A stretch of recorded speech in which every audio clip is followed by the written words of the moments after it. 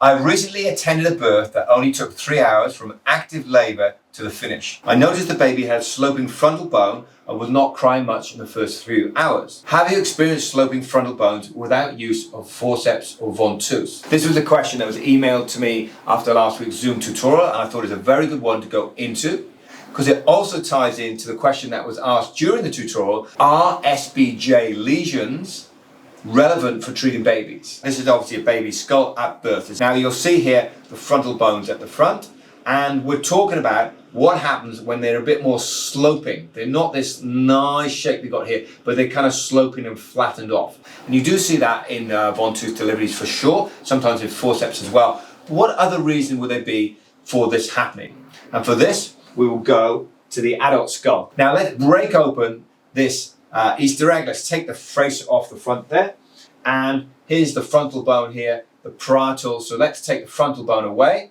We're going to keep that. Let's throw the Easter egg parts of the parietal away, and then inside we're left with the occiput bone, the temporal bones, and the sphenoid. Let's take the temporal bones away, throw them on the floor, and that's left with the occiput and the sphenoid.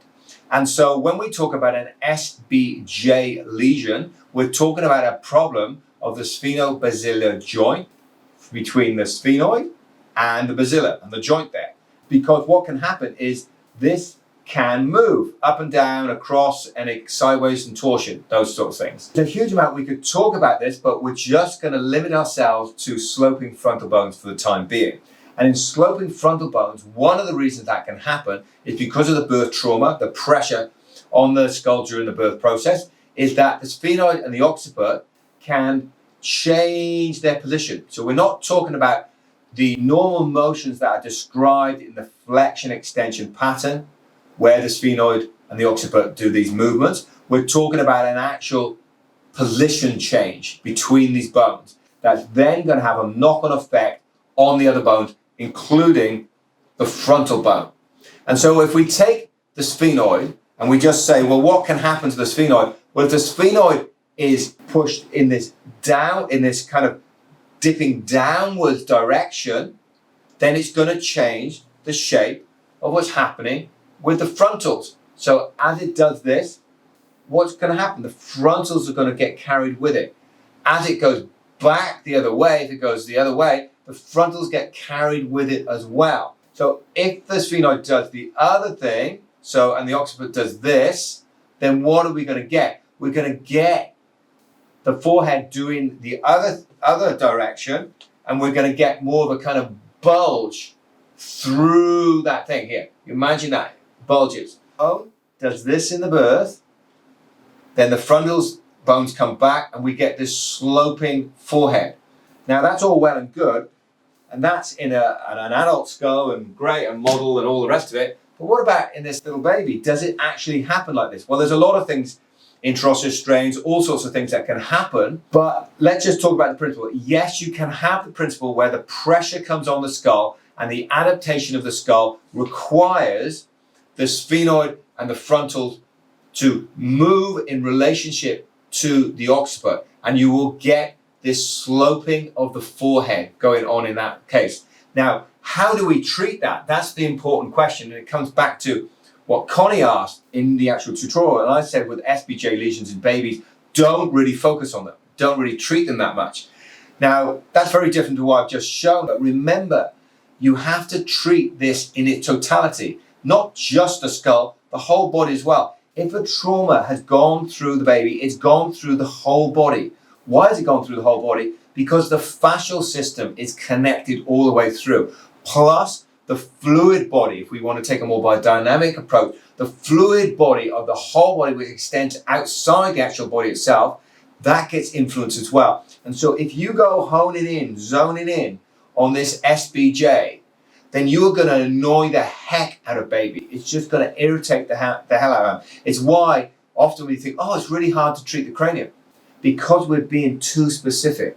And so what can happen is if you see a sloping frontal bone like that, you go, oh, in your head, you are thinking about this model, and you're thinking about the occiput and the sphenoid, and you're thinking about possible movements back and forth all sorts of things like that. And you're thinking about the fact that they don't just go up and down like this. It's actually like on a railroad track. So this is on a circular track and this is on a circular track. And so these are like trains on two circles. And so what can happen is, yeah, they go on this circle like this, or they go on this circle like this. Obviously, millimeters, not this much, otherwise the baby's going to be dead. But you think about those type of motions, and you have that idea in your head as you're looking at baby, but with kind of a tension back here, so you're not like, oh my God, it's an SPG lesion, hooray, I get to treat one. You know, you haven't even got your hand on and the baby is upset. Back off, take it easy, take it easy. So what you're going to do is when you put your hands on, you might start away from the body first, down at the sacrum maybe, and just go, oh, I've got that in my head as an image, and then you let that go, and you let the tissues show you what they want. They might want you to do nothing, absolutely nothing, because this is the best expression of health the baby has got at this moment. If you mess it up, if you throw another ball in for them to juggle, whoa, trouble, okay? So the easiest way to get good treatment with babies is actually the easiest way to approach it, which is to just go, hey, I'm just gonna hang out here, be a little bit chilled for a moment, allow baby to relax, allow myself to relax, allow my mind to relax, and then maybe we might just get a glimpse. Baby's tissues might go, oh, I kind of want to cuddle up to this person. They're not trying to force me to do something. And they might start to show you the picture. And they show you the picture of the movement through the cranium maybe, or through the whole body. And as that happens, then when it's relevant for body, because the body is able to start to shift it, suddenly then it starts to show you the pattern. Suddenly then you might find that, oh, this actual lesion starts to show itself. Or maybe something else starts to show itself, a side bending or a torsion, or an interosseous strain of the wing of the sphenoid, or something else that's going on. You don't have to be too prescriptive, which is great. Knowing about these things is really good. But then if you forget about, oh, hang on, which way was it? Was it a superior vertical strain or an inferior or a lateral? Oh, I can't remember.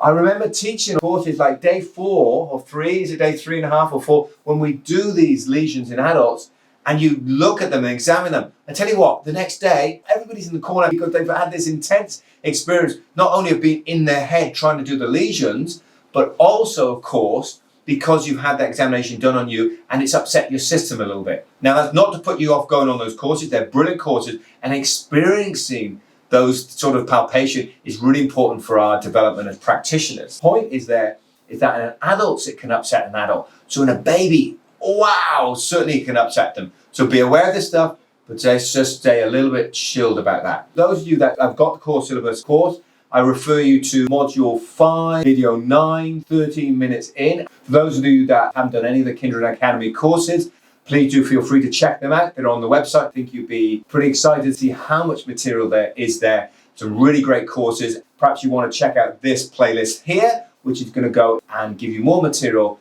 and introduce you to many concepts when you can treat babies.